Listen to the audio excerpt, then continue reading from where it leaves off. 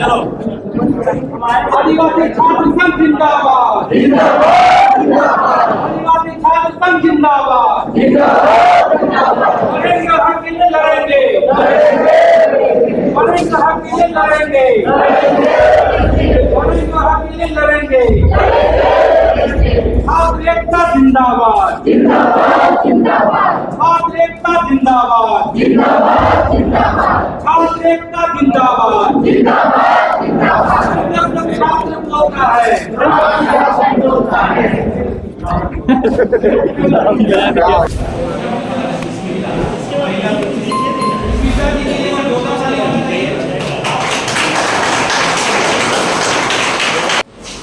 Doctor Jaleshwar भगत से आग्रह करना चाहेंगे कि वो आप आकर के आदिवासी छात्र संघ इतिहास अभी तक क्या कैसे गठन हुआ और अभी तक क्या क्या अचीवमेंट की है उसको बात को रखने के लिए हम आमंत्रित करना चाहेंगे डॉक्टर जलेश्वर भगत, आदिवासी छात्र संघ के केंद्रीय संयोजक सह कोषाध्यक्ष।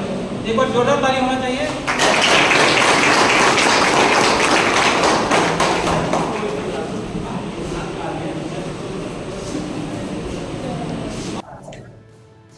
लेकिन जब इस संगठन का उद्भव हुआ या स्थापना किया गया, उस आज आदिवासी छात्र संघ, जिसको हम लोग शॉर्ट में कहते हैं ACS,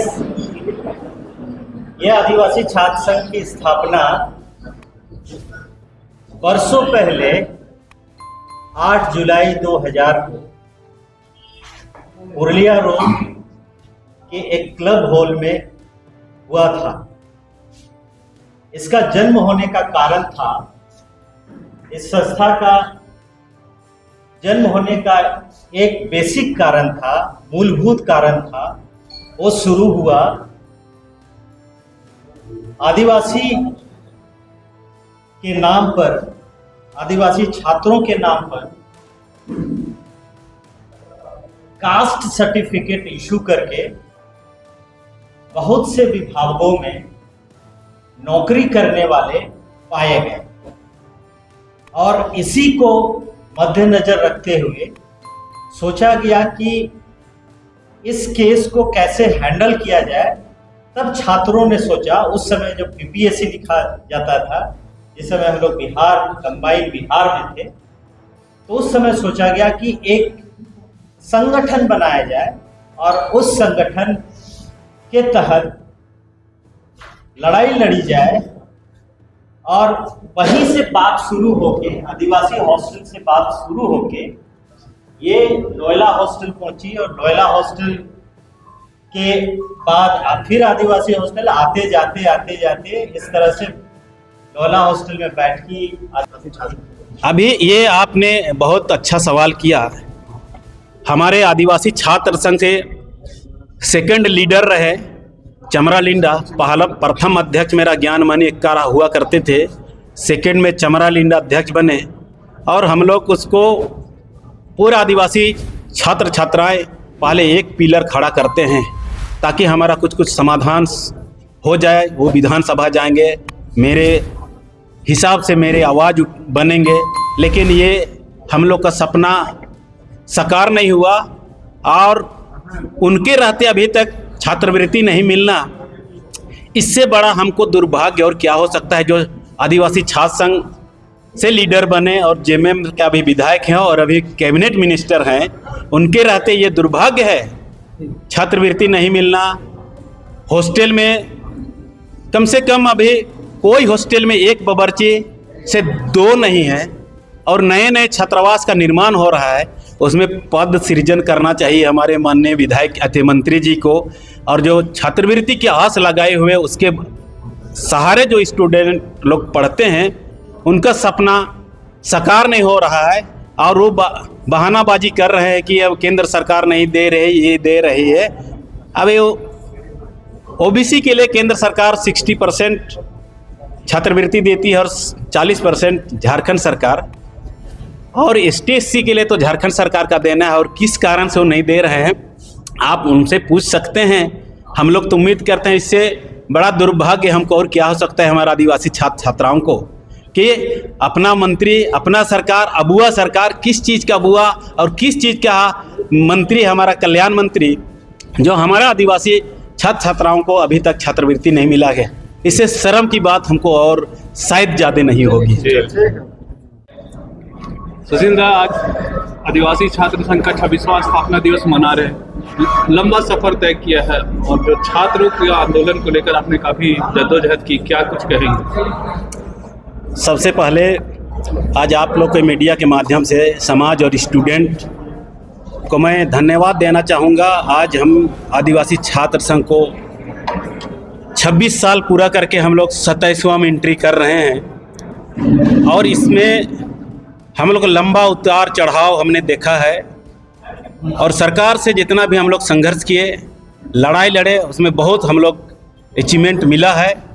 उसमें पहला अचीवमेंट हम लोग बैकलॉग का नियुक्ति हम लोग राज्य सरकार को 2005 में कराए हैं। वो बहुत लंबे गैप था, उसको हम लोग 2004 का आंदोलन से हम लोग 5 में उसको सरकार को मजबूर होकर वैकेंसी निकालना पड़ा। और साथ में हम लोग परिसीमन की जो लंबी लड़ाई लड़नी पड़े, पूरे देश में परिसीमन हुआ और वो झारखंड में रुका, वो आदिवासी छात्र संघ का देन है। वो हम अचीवमेंट मानते हैं हम लोग आदिवासी छात्र संघ और पूरे समाज के लोग एकजुट होकर हम लोग उसके लिए हम लोग आंदोलन किए और अभी और करीब परिसीमन आ रहा है। इसके लिए भी हमारा आंदोलन, अभी हम लोग का प्रेस कॉन्फ्रेंस बीते बार हम लोग किए प्रेस क्लब में और उसमें हम लोग का पहला स्टेप है, सभी जनप्रतिनिधि को हम लोग ज्ञापन सौंप रहे हैं और करीब हम लोग 20-25 जनप्रतिनिधि को हम लोग ज्ञापन सौंप चुके हैं। उसके बाद में हम लोग का राजभवन के पास बड़ा धरना है, उसके बाद में रैली करेंगे, झारखंड बंद करेंगे। ये मेरा तमाम सिलसिलेवार आंदोलन चलेगा और ये मेरा परिसीमन को विरोध नहीं है। परिसीमन का मेरा जो 28 सीट है उसको जो घटा के 22 करने जा रहा है और ये झारखंड विशेष कानून के तहत झारखंड अलग हुआ है और इसमें सामान्य कानून लागू नहीं होता है और ये 5वीं अनुसूची क्षेत्र में आता है।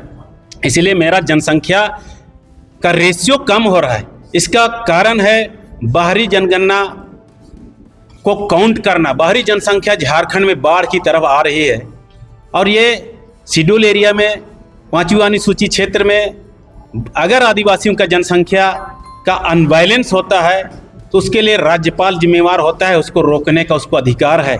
लेकिन अभी तक किसी भी राज्यपाल ने इसके लिए कदम नहीं उठाया, ना पहल किया है और इसीलिए हम लोग परिसीमन, मेरा परिसीमन ना करे। अगर परिसीमन करके अगर सीट बढ़ाता है तो मेरा 22 करके अगर मेरा को फिर 35 करता है तो नाइंसाफ़ी होगा। मेरा 28 है तो अगर अभी 150 विधानसभा होता है तो मेरा भी 60 करे, 68 करे। मेरा ये मांग है, परिसीमन का हम विरोध नहीं करते हैं।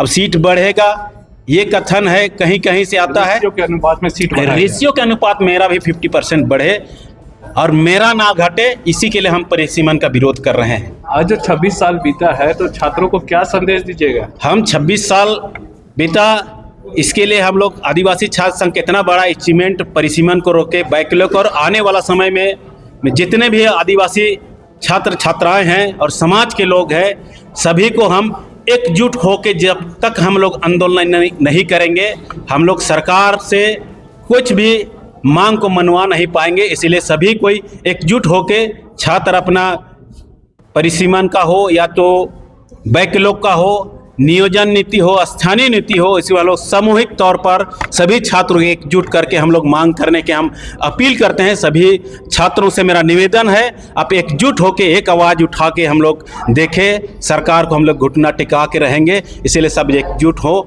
यही मेरा छात्रों से निवेदन है।